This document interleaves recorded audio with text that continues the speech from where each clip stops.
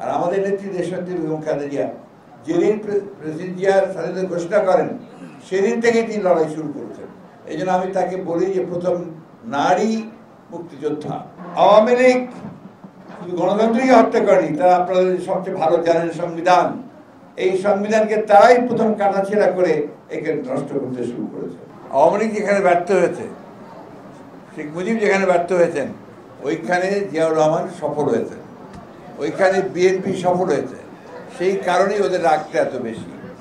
এই দেশে যখন মুক্তিযুদ্ধ শুরু হয় তখন তো মানুষ আশা করেছিল যে এবার স্বাধীনতার ঘোষণা আসবে, তারা নেতৃত্ব দেবেন, তারা সামনে থাকবেন।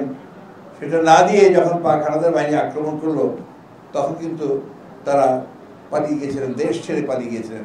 আর তাদের নেতা সেদিন পাক সেনা হানাদার বাহিনীর কাছে কিন্তু আত্মসমর্পণ করেছিলেন। সেইখানে এই জিয়াউর রহমান ওই 26শে মার্চ কালুরঘাট বেতার কেন্দ্র থেকে আই রিভল্ট বলে তিনি স্বাধীনতার ঘোষণা দিয়েছিলেন। এটা তাদের একটা গাত্রদাহের কারণ, এটা তারা মানতে চায় না। এটা তিনি ঘোষণা পাঠ করেছিলেন। পাঠ আর ঘোষণা তো এক জিনিস নয়। পাঠ তো হয় যে কেউ লিখে দিলে তারপরে সেটা পাঠ হয়। উনি তো যেটা প্রথম ঘোষণা দিয়েছিলেন সেটা সম্পূর্ণ নিজেই দিয়েছিলেন। I major Zia on behalf of book আমি ডিক্লেয়ার বা ইন্ডিপেন্ডেন্স অফ বাংলাদেশ।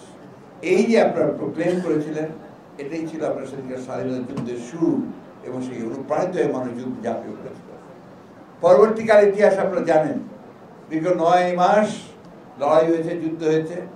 অনেকেই আপনার ওই ভারতবর্ষ থেকে যুদ্ধ করেছেন। দেশের মধ্যে যুদ্ধ করা আওয়ামী লীগের মধ্যে সংখ্যা ছিল খুব কম। আর আমাদের নেত্রী দেশনেত্রী বেগম খালেদা জিয়া যেদিন প্রেসিডেন্ট জিয়ার স্বাধীনতা ঘোষণা করেন সেদিন থেকেই তিনি লড়াই শুরু করেছেন। এই জন্য আমি তাকে বলি যে প্রথম নারী মুক্তিযোদ্ধা। এবং তিনি বা ঢাকায় আসার পরে তিনি পাকিস্তানের কারাগারে বন্দী ছিলেন দীর্ঘ 9 মাস। আওয়ামী লীগ শুধু গণতন্ত্রই হত্যা করেনি, তারা আপনারা সবচেয়ে ভালো জানেন সংবিধান, এই সংবিধানকে তারাই প্রথম কাটাছেঁড়া করে একে নষ্ট করতে শুরু করেছে। তার প্রথমে করেছে বিশেষ ক্ষমতা আইন, তারপর করেছে জরুরি অবস্থা, আর তারপরে যেন আর কিছুদিন নিয়ন্ত্রণ করতে পারছিল না দেশ। চুরি দুর্নীতি চরম পর্যায়ে উঠেছিল, দুর্ভিক্ষ হয়েছিল দেশে, তখন তারা একদলীয় শাসনতা বাকশাল করেছিল। মানুষ কি, আমরা যারা আছি পুরনো মানুষ, আমরা কি সেই দুর্ভিক্ষের কথা ভুলে গেছি? ভুলিনি, ভুলতে পারি না।